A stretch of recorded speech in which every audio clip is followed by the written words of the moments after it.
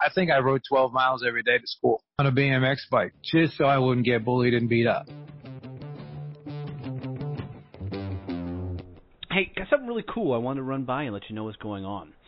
So I'm starting a group that will start taking a deep dive into each one of these episodes.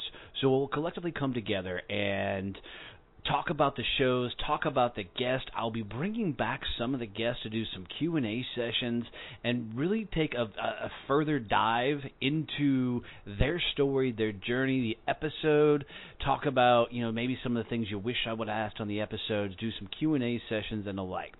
As a friend put it to me, it's really like a book club, but for the podcast. So a couple times a week, we'll go in, we'll break down the favorite shows of the week, and have cool discussions around everything that we've heard, we've learned, and want to know about their journey. Some of these guests will come in and they'll teach part of, what makes them awesome at what they do. And then, as always, I'll be providing regular value and content in this group. It's really cool because this only is going to cost $5 a month to join this group. And you'll be able to come in, interact with everybody else in there. So I'll put a link right in the show notes for this that you can jump in, come have a conversation with us, and we will really deep dive into each one of these episodes and help us all rise up together. Thanks for tuning in, guys. It's going to be a great show today.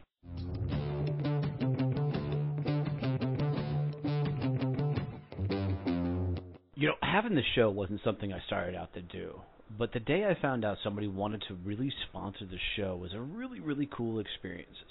So, guys, I want you to take some time to go check out Point Blank Safety Services and their new nonprofit, Blue Family Fund.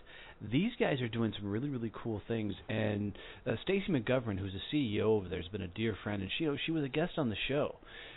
But these guys are literally taking, the off-duty officers and putting them out in security guard role. And here's what's cool about it is, as they're protecting our lives, they don't make a whole lot of money in that regard. No first responders are paid for the value they provide for our safety and our health and taking care of us. So these guys, Stacy and her team over at Point Blank Safety Services have really found a cool way to give back to these officers by helping them provide an additional income so they can continue to support and protect us. So do me a favor, guys. Seriously, go check out pointblanksafety.com and then go look at their nonprofit, which is Blue Family Fund. Now, this nonprofit was created because of the success of Point Blank Safety Services. They wanted to give back to the families of fallen officers and be able to give scholarships away to the families of current, police officers. So do me a favor. It would mean the world to me if you would go out and help support this show by supporting Point Blank Safety Services and their nonprofit Blue Family Fund. Just tell them Donnie has sent you. You heard it on Donnie Success Champions, and Stacy will take a tremendous and amazing care of you. Thanks, guys.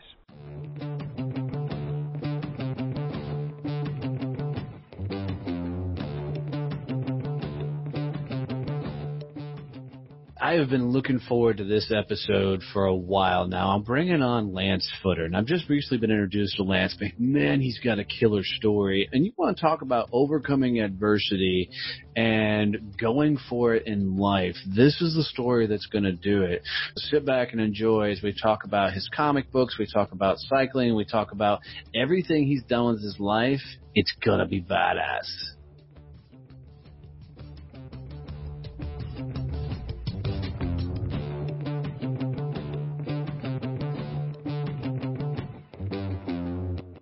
All right, guys, this is going to be a killer episode. I've been looking forward to this one. So I'm bringing you guys Lance Footer, and a buddy of mine, Ken Scott, introduced us. And this dude has just got one hell of a story. I mean, the things he's done with his life is just impressive as hell, so I'm looking forward to it. So, Lance, welcome to the damn show. Tell us your story. Tell us your journey, brother. Come on.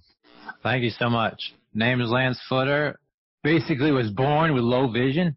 I am considered legally blind, so in other words, can't drive a car, which kind of really sucks, but whatever. Other things than that, I was basically an art prodigy.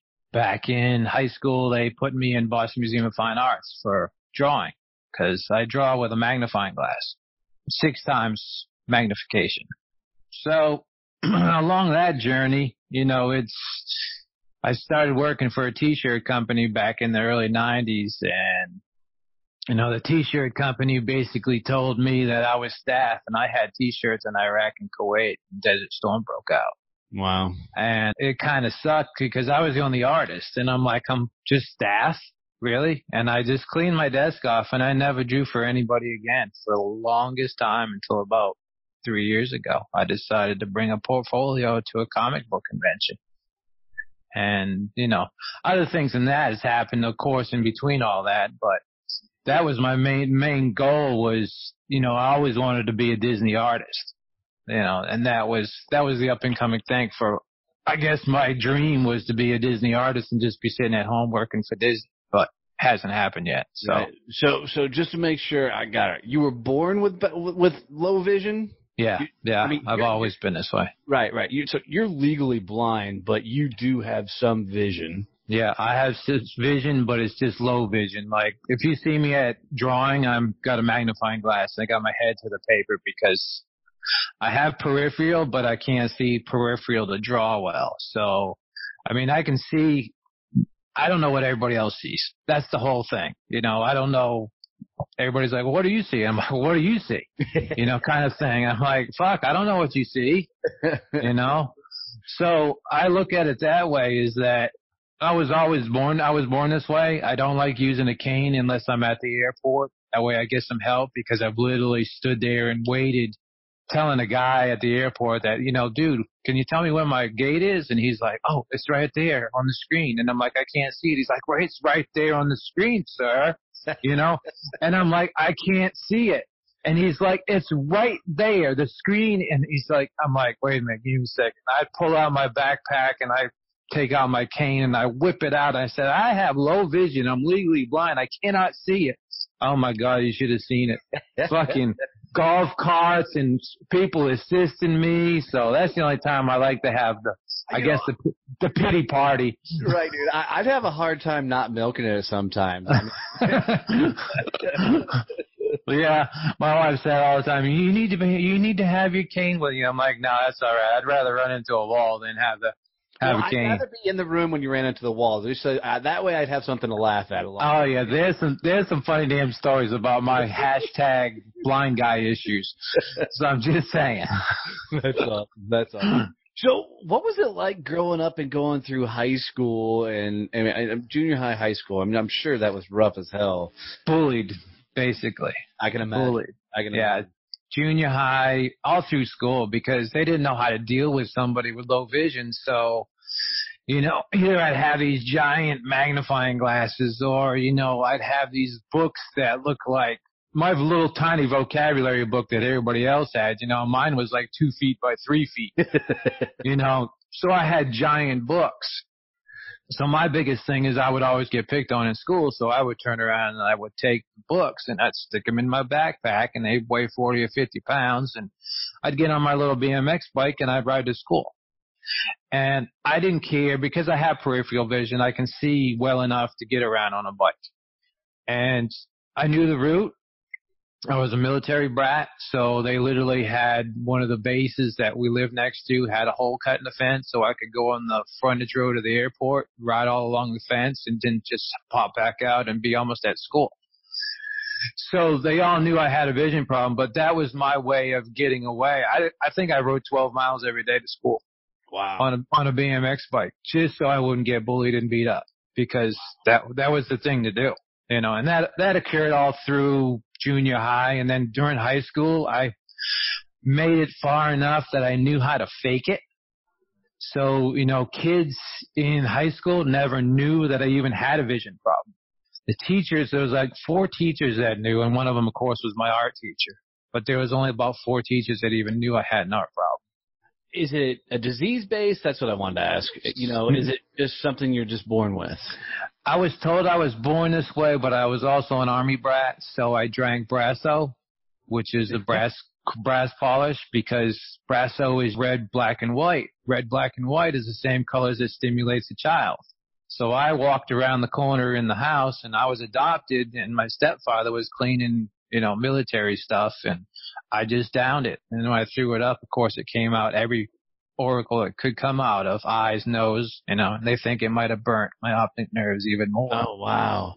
I mean, because out of the Marine Corps, we use Brasso on all the, if you look at a military uniform, anything that's shiny on it is cleaned with Brasso, period.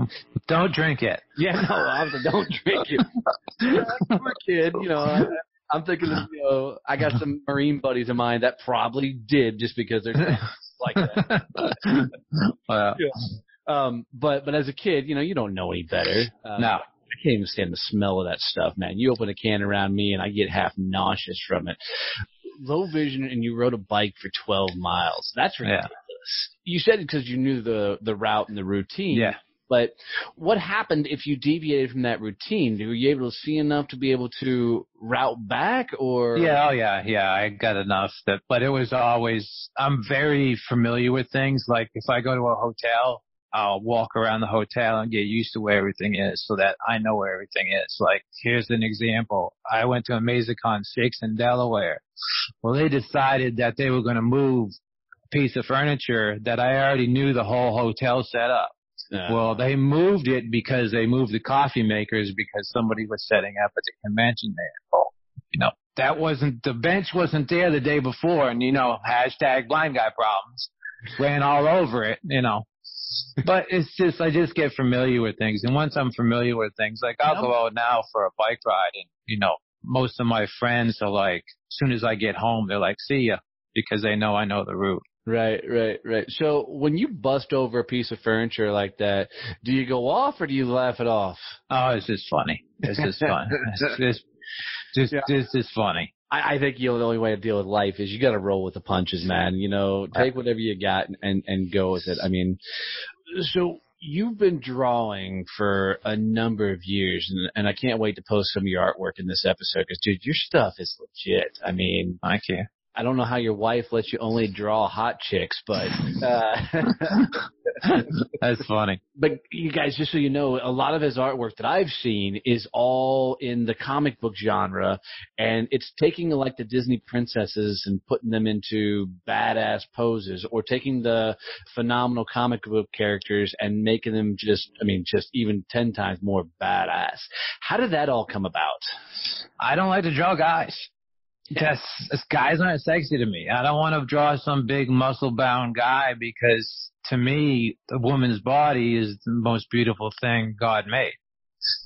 So I like it as the fact that I can express, because I can't see people. So I used to work with a lot of models that I used to beg models to let me draw them. And there was only like 2 or 3 out of probably 40 I reached out to. Because when I got back into it, I needed to learn structure and I needed to learn anatomy and all that again. And no one would help me. And now it's the tables are turned and it's like, hey, you want to draw me? Hey, you want to draw me? And it's like, well, I don't really need you anymore, but sure, I'm still going to need you, But I've grown a lot in the past 3.5 years with my artwork. I could show you things that when I first got back into this, going to the comic book thing and, people saying, well, yeah, you should be here. I look back at those things now and go, oh my God, I think they were just trying to make me feel better. But I've grown a lot, and the a lot's grown for what I've done. I mean, now I probably draw anywhere from 8 to 12 hours a day. And you've gotten so far that your stuff's been featured in several major comic books and whatnot. What comic books and things have you been a part of? I have gotten published for 3 magazines. In the last year, I got published in 3 magazines. One of them was Marquise Magazine, which is more of a racy kind of latex leather magazine, but they wanted pinup work. And they gave me the models, they gave me the genre, and I said, sure. And then turned around and gave me 10 days to do it. That was a little rough, but it got it done. Comic book world, there's a company called Zenescope that basically has the same kind of, you look at my artwork and you'll be like, oh, you must draw for Zenescope kind of thing, because I have the cute, sexy kind of women. They used to send me blank sketchbook covers, which is basically a comic book, but the whole front of it's blank. so the artist can draw on it. Well, I was only doing that for their VIP program. So if you were a VIP for Zenescope, you could actually ask for artwork from me, or I would do 4 or 5 of them, and then they would send them out for their VIP program, which was cool because, hey, this is a kid that's only been doing back drawing now for 2 years, and now he's working for a company, right? I was out in Vegas in October training for nationals for a bike thing. That is a whole nother story, right? Go in there, don't worry. A whole nother bike thing. And I get an email from, hey, would you be interested in doing some work for us? And I'm like, yeah, sure, whatever. I think that's how I answered the email, right? Yeah, sure, whatever. Well, then professional as hell, by the way. I mean, yeah, because I get so many people saying, hey, will you do something? And they don't really read half of it. Now I have learned that I have to read shit, right? Because for me, you're sitting there looking at a phone with a magnifying glass, read an email that could take, 20 minutes. What so, yeah. Email transcriber that takes email and does an audio version of the damn thing? Well, it does, but then it either talks too fast or talks too slow and irritates the shit out of me. Well, listen faster. So they're like, hey, thanks for responding so quickly. And I'm like, oh, yeah, sure, okay. And they're like, we're sending over the contract. And I'm like, shit, now I have to read something, right? So I turned around and just forwarded the email to my wife because I was in training bike mode. And I'm like, here, read this. Tell me what I'm going to do. And she's like, oh, well, just wanted you to know Marvel and Upper Deck are teamed together for trading cards. And they want you to do the Black Panther series for the movie. Nice. And I'm like, holy shit. Yeah, I guess I should have responded a little more, in a little better manner. This whole email that you're blowing off is for Marvel and Upper Deck. Yeah. To create Black Panther trade cards. Nice job, bud. Yeah, exactly. Yeah, whatever. I'm interested. I can't blame that on blind guy problems. I'm just saying. Yeah. So, but I always get the emails. Hey, well, you want to draw this project? You want to work on this? I'm like, yeah, sure. If I got the time, whatever. Yeah. Well, that last one was Marvel and Upper Deck. So, that was kind of a big deal. And I got to work on that, which is really neat. And now I'm working my way to publish my own. I have my own comic book that went out, I think 2 years ago. Didn't really do well. But it's a popularity thing. What's the name of that comic book? That's called The Wicked Wabbit. Yeah, right off the get-go, the Wicked Wabbit. What's wrong with that, right? And in the first one, it was actually a 0 because I wanted it to start off as, kind of a variant cover or whatever you want to call it. But you can send us in The Wicked Wabbit, right? Why is she saying wabbit, not rabbit? Well, because she has a problem. She has not like a learning problem. Well, like to me, I have a vision problem. And the whole time during the first comic, it was the basic thing you pull out of it is who am I? Because I was adopted at a really young age and I never knew my real father. I knew of him, but I never knew him. So I was always trying to figure out who am I? So there's a lot of me in the comic that most people don't pick up until you tell them. You tell them the story and they're like, oh my God, now I see it. Well, but as a woman. Right. Yeah, as a wabbit. As a wabbit. Because I'm not going to draw a guy. But that's interesting to me. Why do you think that it took you, or why did you put your story in comic book form? Was that just the genre or was that your way of getting your message out there? I was just trying to get my message out there, I guess, subliminally, so that people wouldn't really see it, but I could describe it to them later because, I lived through, adoption is one thing, but, I had a stepfather that was obviously an Army person and he was very strict. So there was a lot of mental, physical abuse in that. So I've tried and I've had abandonment issues. And then the next one, that's actually the number one, the guy that's writing it, he's like, hey, what if I have the wizard abandoning the Wabbit? And I'm like, hey, that works for me because I got abandonment issues. And he's like, and my sister, and Disney, I did not know this until we went to Florida because actually my real family found me I think 3 years ago, about the same time I started getting into this comic thing. She found me on the Ancestry. And she's actually my cousin, but I call her my sister because my real dad had a twin, which is really wild. And she's the offspring of the twin. Wow. Well, we were doing a Disney Underground tour thing, and we found out that it all didn't start with a mouse at Disney. It all started with a rabbit. I don't think I knew that. His name is Oswald. That's something to look up. The history behind that is really cool. Because, and then my sister, Melissa, hits me and she's like, it all started with a rabbit. Kind of, the Wicked Wabbit, and I'm like, wow, I never knew that. She's like, either did I. And I come to Disney all the time, That's awesome. So you've got your own, you're still producing that comic book, or? Yeah, I've got another one coming out probably this fall. It'll be the number one in it. Yeah. Awesome. Got a badass cover on it too. Of one of my friends. Did you find somebody else to draw it? No, she wanted, I had a problem with one of the models that I worked with out in California, and I called my friend in Florida, and I'm like, hey, I'm really struggling on a pose. Can you help me out? And I went to the studio and took a photo, and they're like, here you go. And I'm like, thanks. There's my cover. Nice. So you're never going to turn me into a comic book, huh? No, you're a guy. Whatever. I wasn't going to pay for it. I was just going to see if you do me a favor. Yeah, okay. That's all right. I'm all right. Right. So this is awesome. I've never had a chance to sit down with a comic book guy.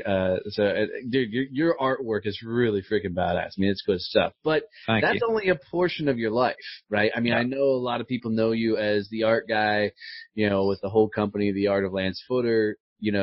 And you're getting some recognition really now at the Comic-Cons and the trade, comic book shows and all that. Right.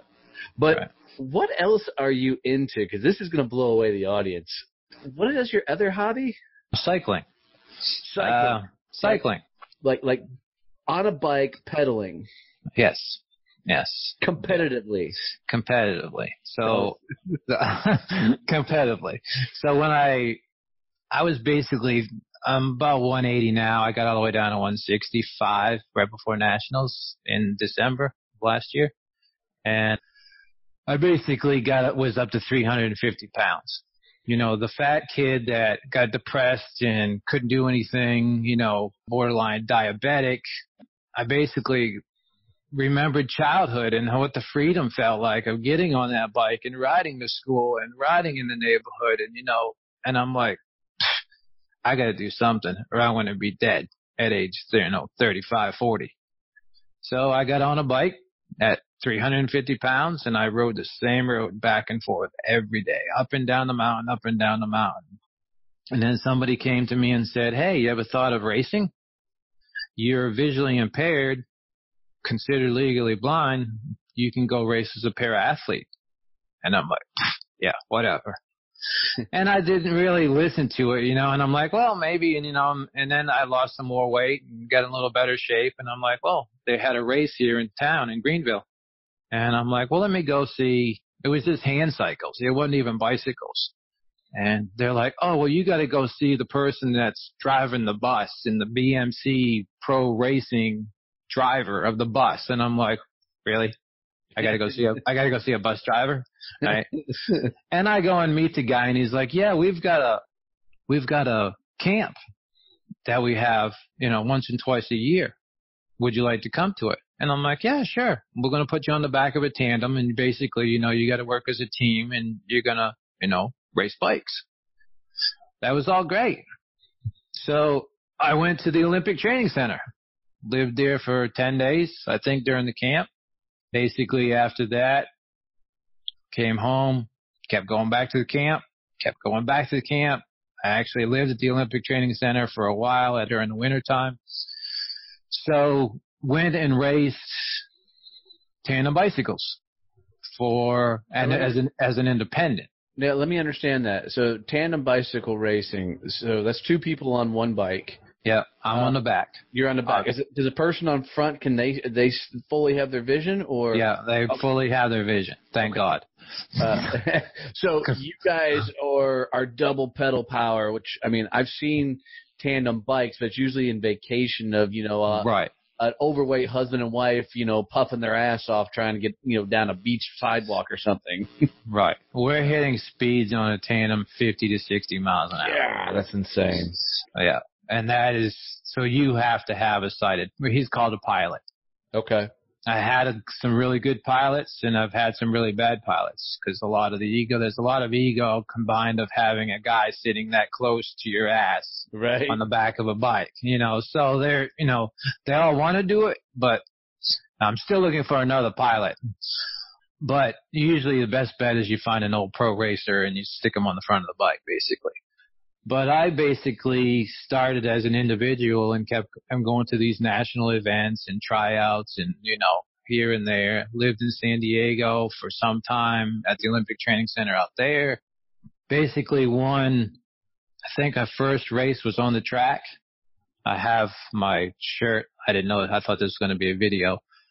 I have my shirt, my jersey that I got from. Send me a picture of it, dude. We'll put it in the show notes. Everybody see it. Okay. So I have a track one.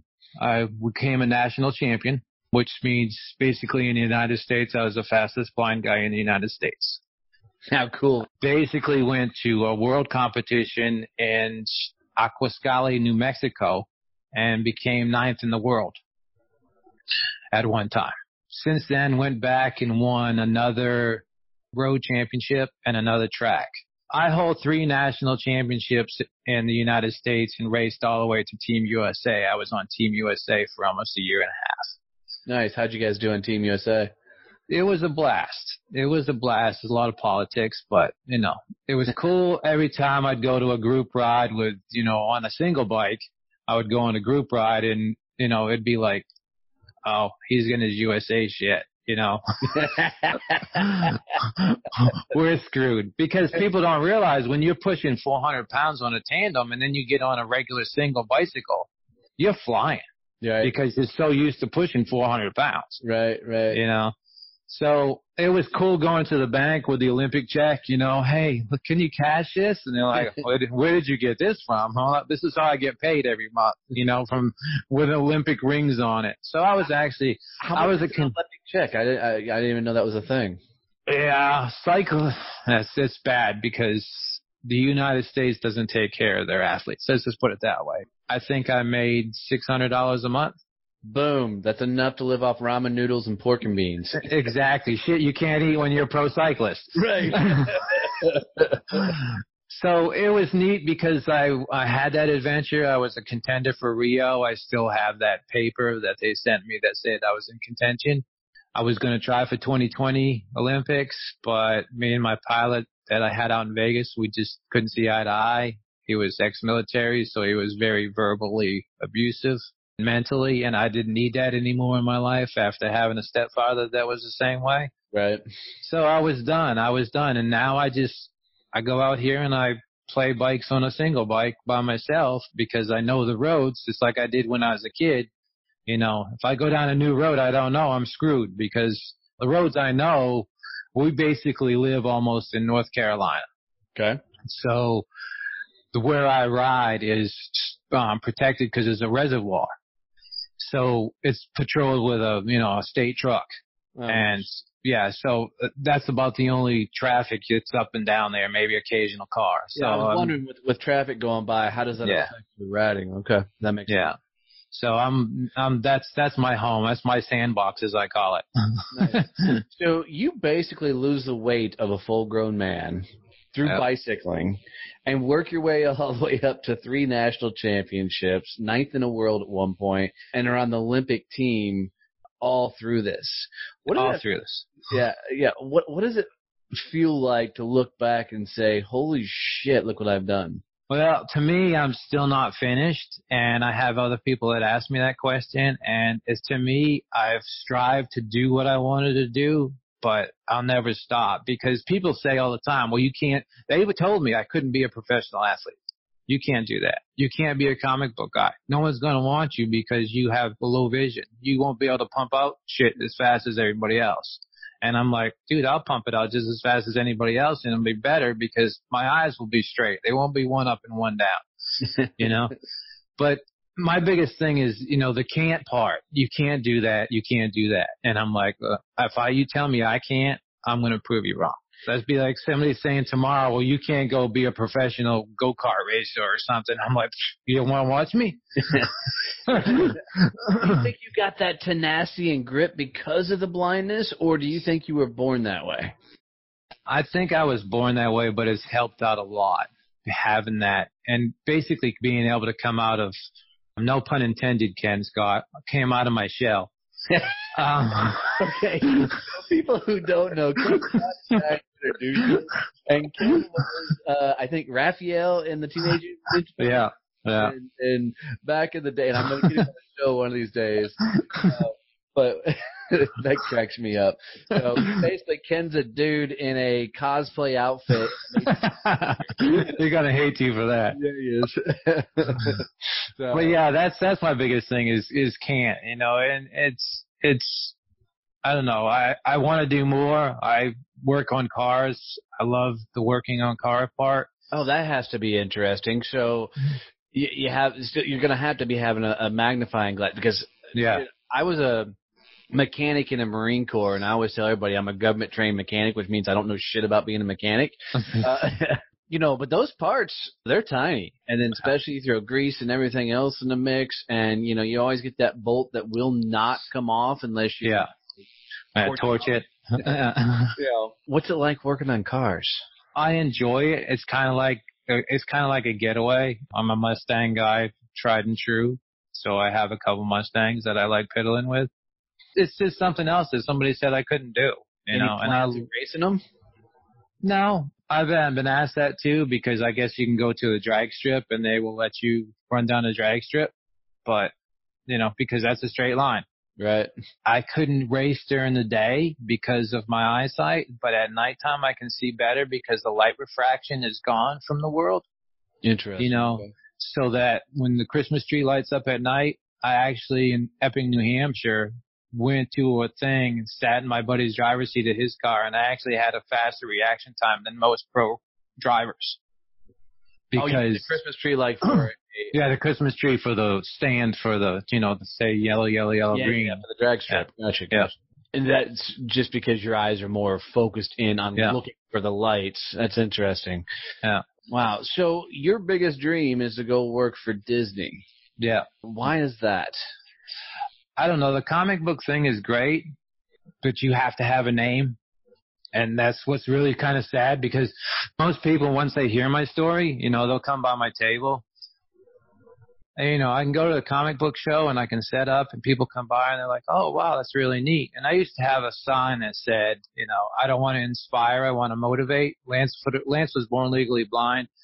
And then I had like a milk cart in and it said, missing. Have you seen him? Because he hasn't seen you. And my daughter made this little write-up about me, And, I've tried golf. I've tried hockey. I've tried all kinds of different sports. And, I'm a karate student, was a karate student with my daughter, and I've tried all this stuff. And I was told I was a sob story because I was putting that out on my table. So now I won't even say anything. Somebody will come by and say, oh, wow, you draw a lot of detail with a magnifying glass. And I was like, yeah, because I was born legally blind.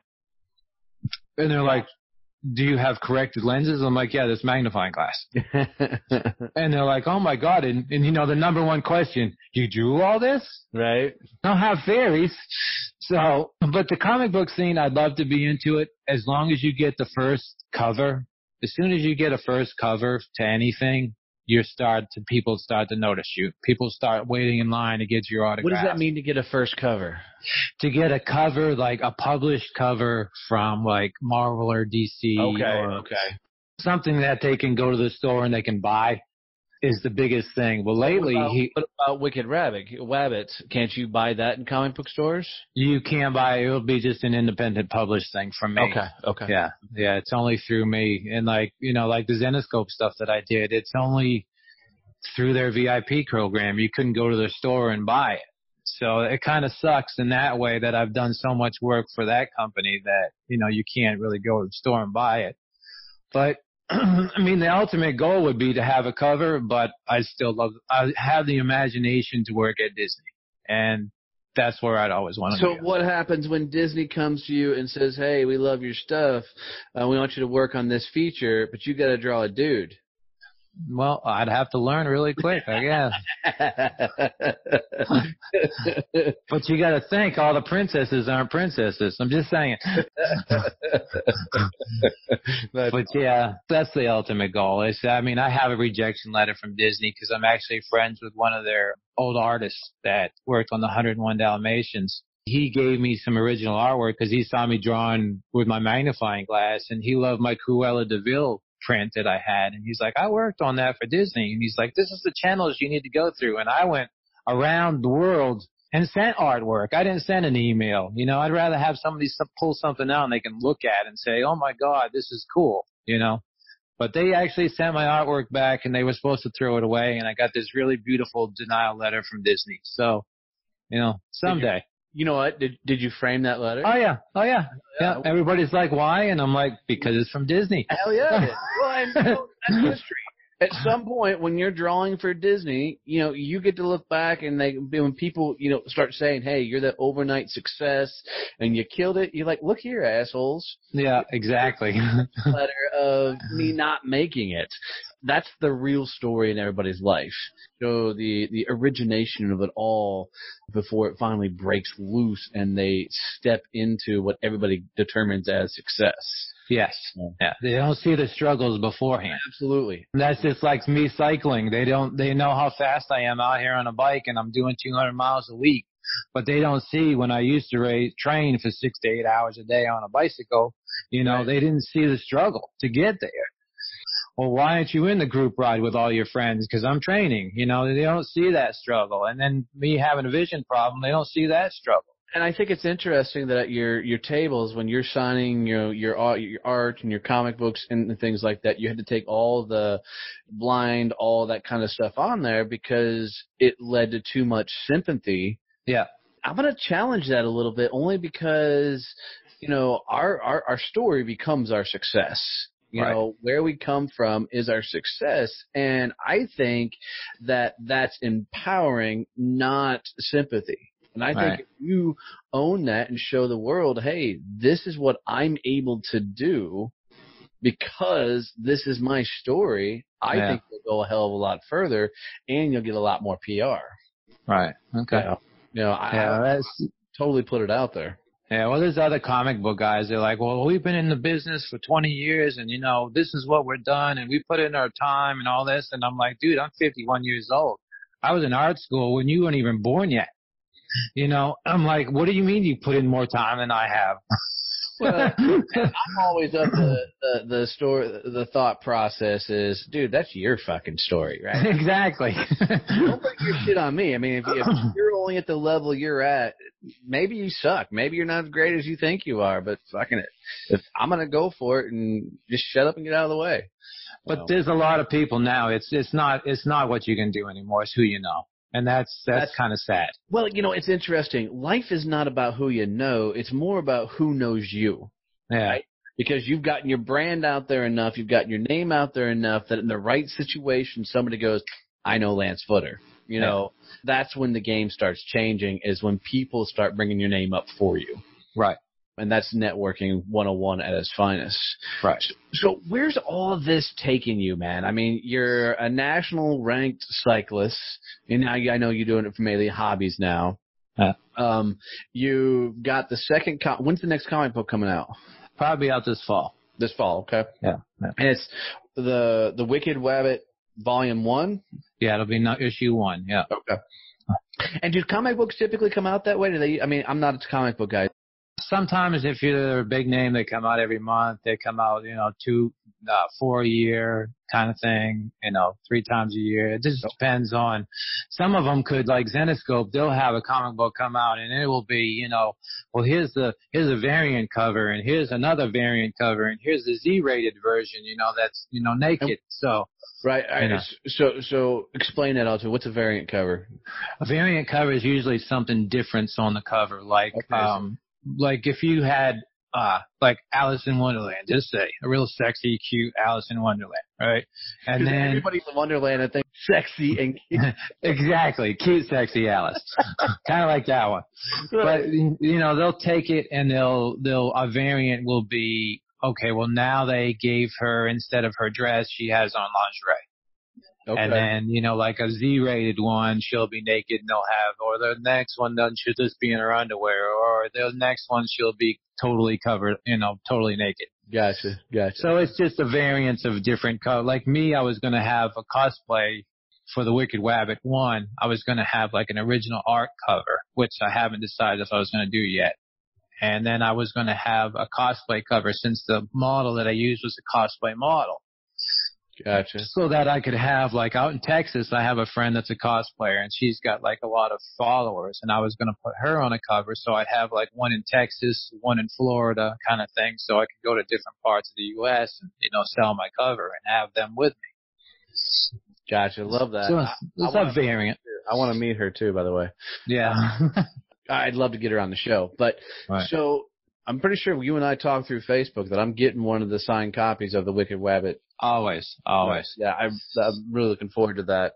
So where's all this taking you? I mean, what's the next adventure with everything besides the next episode?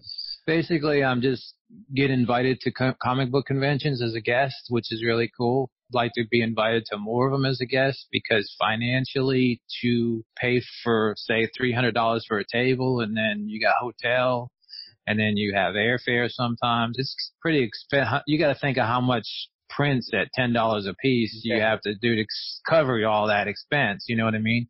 But when you have a name, which people in Florida are starting to find me, they're like, hey, will you come to my convention? And I'm not paying for airfare, and I'm not paying for table or hotel anymore. And they're trying, I don't know, I was told by one person that they're trying to get me in on their base level kind of thing, because they see the progression. And they think in their future of, hey, well, let's get him now before we can't get him kind of thing.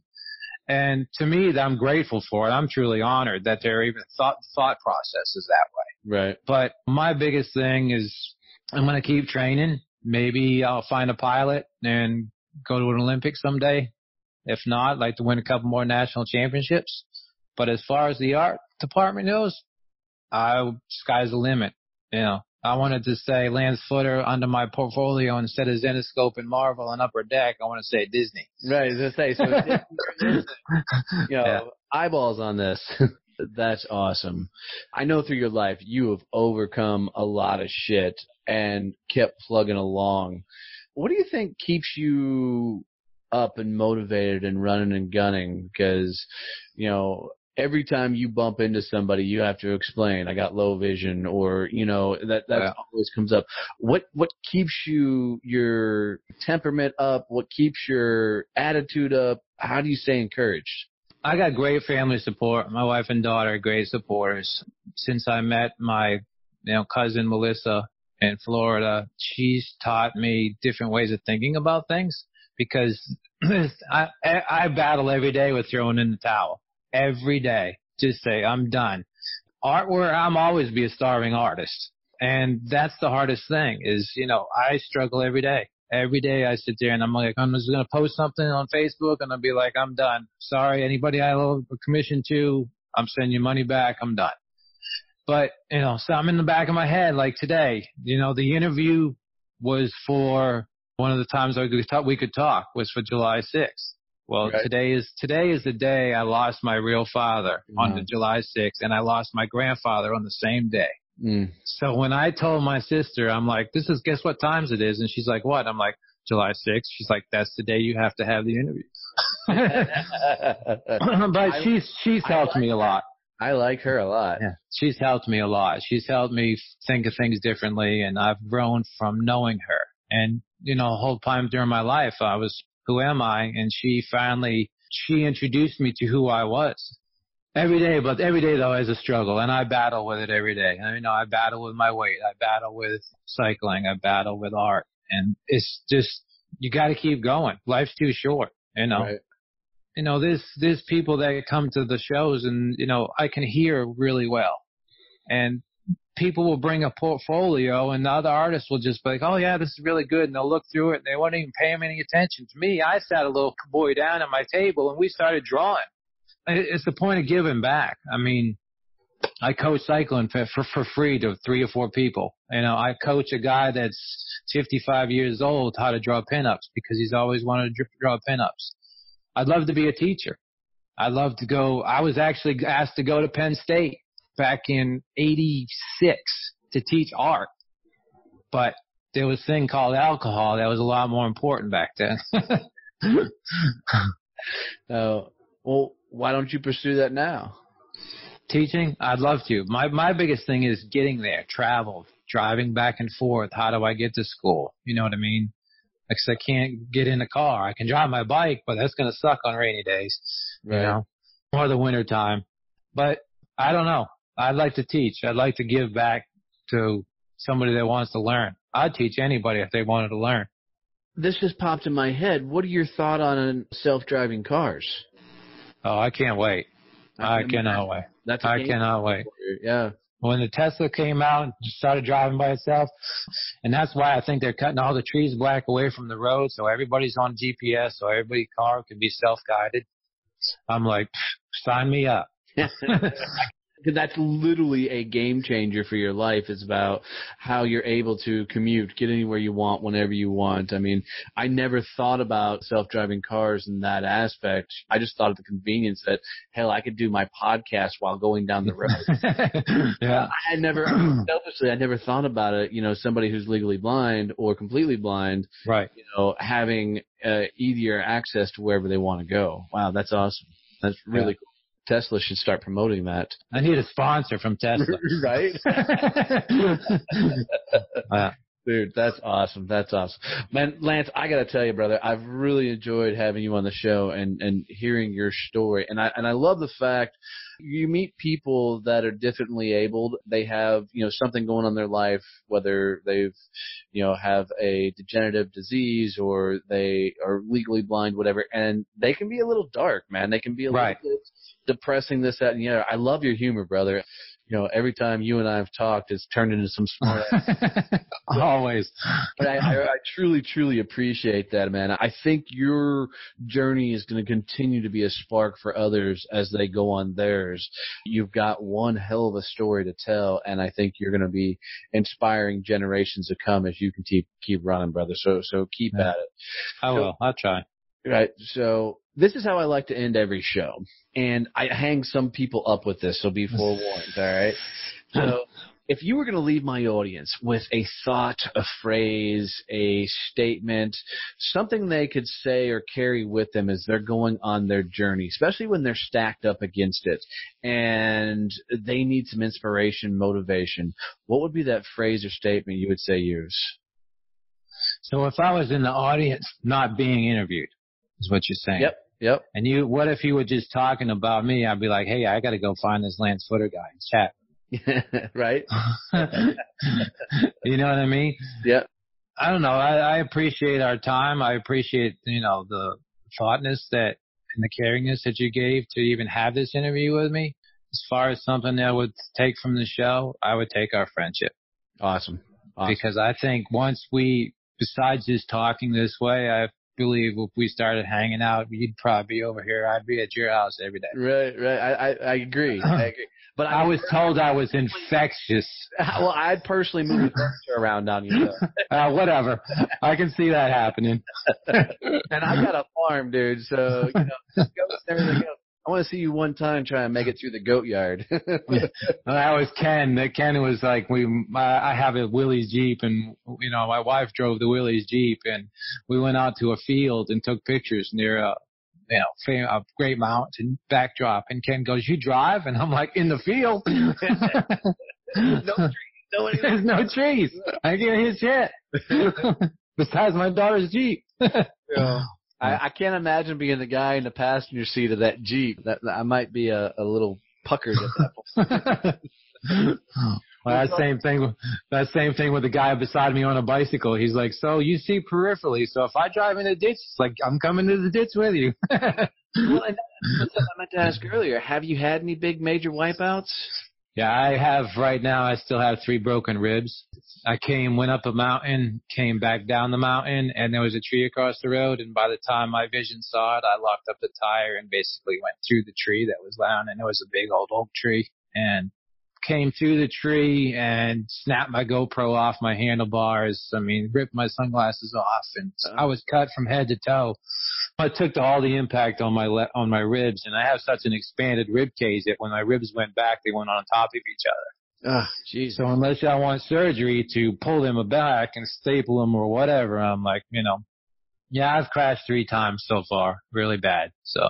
Well, and I can't help but think that you crashing versus somebody with full eyesight crashing is 2 different worlds, because somebody with full eyesight, as long as they can still see, can get their surroundings and everything else, dude. You're in a very unique position. That's scary as hell. Yeah, it was this last one was pretty bad, Like I said, that guy that drives that truck up and down the road, he actually found me. He's like, that tree wasn't down 5 minutes ago, and I'm like, I know. He's like, I saw the tree, then I saw the bike in the tree, and then I got on the other side of the tree and saw you, and it was like he thought he was gonna have to call a helicopter to come fly me out. That's how bad I was. That's scary. That's scary. Yeah. Well, brother, you be careful out there on the roads. I will. So one of these days when I make it to one of these comic book, Comic-Con type things and go people watching, because that's the only reason I want to go. Go see Ken. Yeah, well, I'll make fun of him the entire time. But yeah, I'm going to try to get out to Texas next year to do a con. So Awesome. Well, keep me updated with that, man. I will. Well, dude, thanks for being on the show, man. I really, really appreciate it. Keep sharing your story. Keep kicking ass, man, and just keep running like hell, man. It's going to be a fun journey to continue to watch.